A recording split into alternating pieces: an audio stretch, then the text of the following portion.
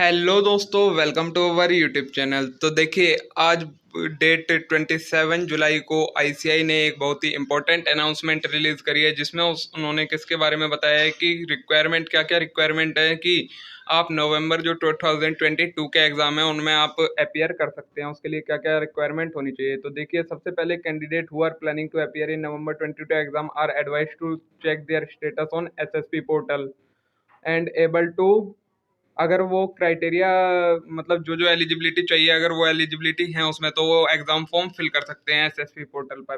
तो before exam fill form करने से पहले आपको क्या क्या चेक करना है। Candidate are required to have valid login credential on SSP, मतलब एक एसएसपी पोर्टल का वैलिड आईडी और पासवर्ड होनी चाहिए। Candidate have to valid course registration, course का रजिस्ट्रेशन वैलिड होना चाहिए।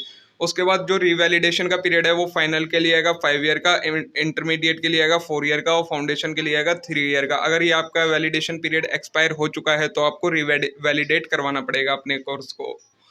उसके बाद कन्वर्जन का भी बता रखा है कि जो बच्चे ओल्ड स्कीम में हैं अब उनको कंपलसरी है अपने उसको कोर्स को ओल्ड स्कीम से न्यू कोर्स में, मतलब न्यू स्कीम में कन्वर्ट करवाना। तो आपको, अगर आपका कोर्स ओल्ड वाला है तो आपको कन्वर्जन करवाना कंपलसरी है अब। फिर थर्ड हैगा candidate whose latest photograph and signature, मतलब जिनके लेटेस्ट फोटोग्राफ और सिग्नेचर अवेलेबल नहीं है उन्हें अपने लेटेस्ट फोटोग्राफ और सिग्नेचर अपलोड करने हैं एसएसपी पोर्टल पर।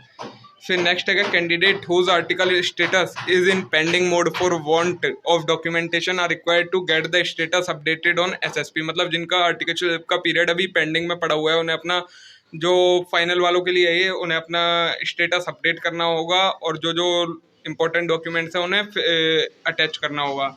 फिर अगर intermediate candidate are required to ensure they are registered for group 1 they intend to appear you may check your group wise registration, मतलब अगर आपने दोनों ग्रुप का रजिस्ट्रेशन, मतलब दोनों ग्रुप के एग्जाम देने हैं तो उसके लिए रजिस्टर करना है, और अगर एक ग्रुप के देने हैं तो एक ग्रुप के लिए।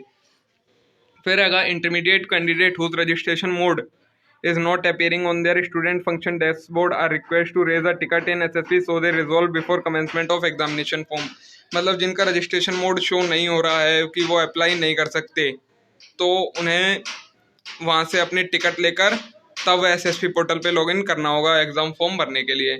फॉर एनी अदर, अगर कोई और कनेक्शन है तो इन्होंने अपनी ईमेल आईडीज़ दे रखे हैं, आप वहाँ पर उन्हें कॉन्टैक्ट कर सकते हैं। Detailed course wise specific eligibility अब बता रखी है हमें। देखिए, पहले फाउंडेशन कोर्स के लिए candidate should be registered in foundation before 14 August, मतलब 14 अगस्त से पहले रजिस्ट्रेशन होना चाहिए फाउंडेशन कोर्स में। Candidate is converted to CPT to foundation, मतलब जो ओल्ड स्कीम थी सीपीटी उससे अब फाउंडेशन में कन्वर्ट होना कंपलसरी हो गया है। और फिर अगर कैंडिडेट मस्ट हैव आइदर, या तो 12th पास होना चाहिए और अपनी मार्कशीट एसएसपी पोर्टल पर अपलोड होनी चाहिए उसकी, या फिर अगर वो अपीयर कर रहा है, मतलब उनकी मार्कशीट अगर अभी तक नहीं आई है तो वहाँ पर उनका एडमिट कार्ड अपलोड होना कंपलसरी है एसएसपी पोर्टल पर। फिर अगर इंटरमीडिएट के लिए एलिजिबिलिटी क्राइटेरिया है थ्रू सीपीटी, अगर सीपीटी मोड से आते हैं तो उनको क्या करना है। देखिए, if you have registered for intermediate based on having CPT foundation, eligibility requirement is 8 month study course होना चाहिए फर्स्ट डे जब से एग्जामिनेशन हेल्ड हो रहे हैं, मतलब 1 मार्च से पहले पहले उनका रजिस्ट्रेशन हो रखा होना चाहिए। और अगर वो डायरेक्ट रूट से आ रहे हैं तो भी 1 मार्च से पहले का उनका रजिस्ट्रेशन होना चाहिए। फिर अगर through direct entry route, sorry वो सीपीटी के लिए ही था, मतलब फाउंडेशन के लिए। अगर अब ये आएगा डायरेक्ट वाला, देखिए, if you have registered for और converted to intermediate through direct entry, मतलब डायरेक्ट एंट्री से आए हैं तो आपको 9 मंथ की आर्टिकलशिप का पीरियड होना चाहिए जो कि 1 फरवरी से पहले का हो रखा होना चाहिए। If you have registered for intermediate course through CPT route and appeared in intermediate examination in both did not qualify both the group either of are to be converted, मतलब अगर आपने पहले कभी एग्जाम दिए हैं और उसमें आप दोनों ग्रुप को क्लियर नहीं कर पाए, आपका एक ही ग्रुप क्लियर हुआ है, तो जो दूसरा ग्रुप है वो न्यू स्कीम के अकॉर्डिंग होना चाहिए, पुरानी स्कीम नहीं चलेगी। ठीक है, यही आपको दे रखा है। यही सारे आपको देखिए सीएस वगैरह के लिए भी सबका यही है। अब फाइनल कोर्स के लिए कैंडिडेट शुड रजिस्टर्ड और कन्वर्टेड फॉर फाइनल कोर्स, मतलब रजिस्टर भी हो चुके होने चाहिए और कन्वर्ट भी ओल्ड से न्यू में हो चुके होने चाहिए।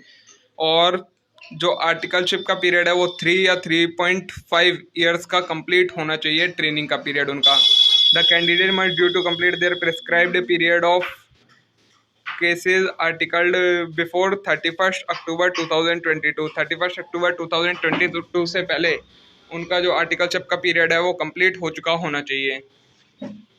तो ये देखिए, ये आपकी एक इम्पोर्टेंट अनाउंसमेंट थी जो कि तीनों स्कीम के बच्चों के लिए आएगी। अगर आपको ये अनाउंसमेंट की पीडीएफ चाहिए तो मैं उसको वीडियो के डिस्क्रिप्शन में पिन कर दूंगा, आप इसे कम्प्लीटली रीड कर सकते हैं। और ये सारी एलिजिबिलिटी होनी चाहिए, तभी कोई बच्चा जो नवंबर 2002 में आईसीआई के एग्जामिनेशन होने वाले हैं उनमें बैठ सकता है। इनके अलावा वो उन एग्जामिनेशन में नहीं बैठ सकता।